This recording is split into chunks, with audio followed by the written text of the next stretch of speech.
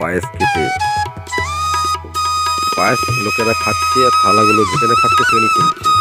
তারপরে আমি লাইন দিতে শুরু করলাম। এবার লাইন দেওয়ার কিছুক্ষণ বাদেই আমিও প্রায় লাইনের কাছাকাছি চলে যাচ্ছি। এবার আমার হাতে পড়বে পায়েসের বাটিটা। পায়েস আমি খাচ্ছি রাস্তায় বসে বসে। লোকেদের মজা দেখছি, যেখানে পায়েস খাচ্ছে সেখানে শুধু গাছতলায় করে দিচ্ছে পাতাগুলো। এগুলো করে আমার একটা ছিল।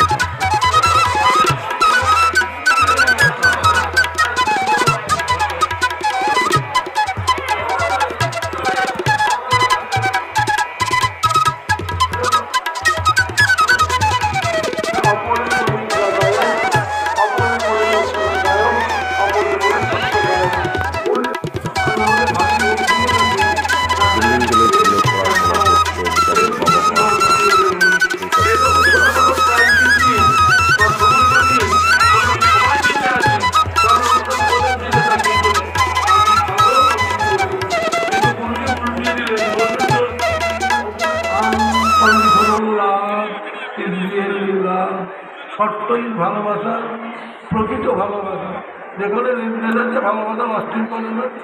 গুরুজি বললেন হেড, হার্ট, মাসল, এই তিনটে পূর্ণ সমন্বয় দরকার।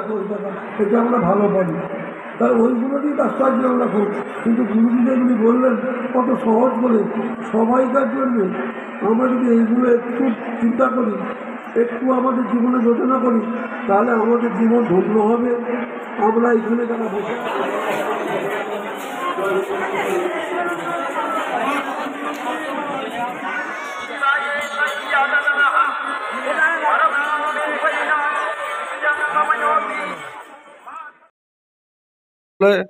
কি ভাবছেন? মেলাতলায় আসবেন, আসুন একদিনকার জন্য। মেলা দেখলেই আপনাদের ভালো লাগবে। একটু ভালো করে দেখুন তো, এনাকে চিনতে পারেন নাকি? এনাকে দেখলেই বোধহয় আপনাদের ছোট্টবেলাকার সেই কথাটা মনে পড়বে।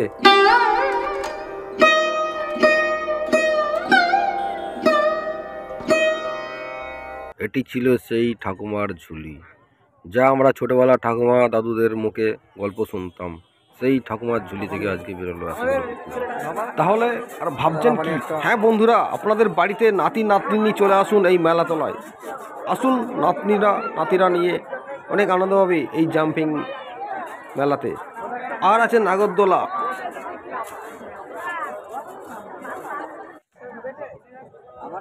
আছে হাতে মেহেন্দি লাগানো ওদের ভালো ভালো সাজ।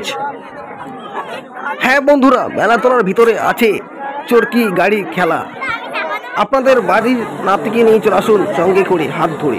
আর আছে সেই বুড়ির চুল, যাকে আমরা বলতাম হাওয়াই লাড্ডু, আপনারা বলেন দিল্লি লাড্ডু, অনেকজন অনেক রকম বলেন।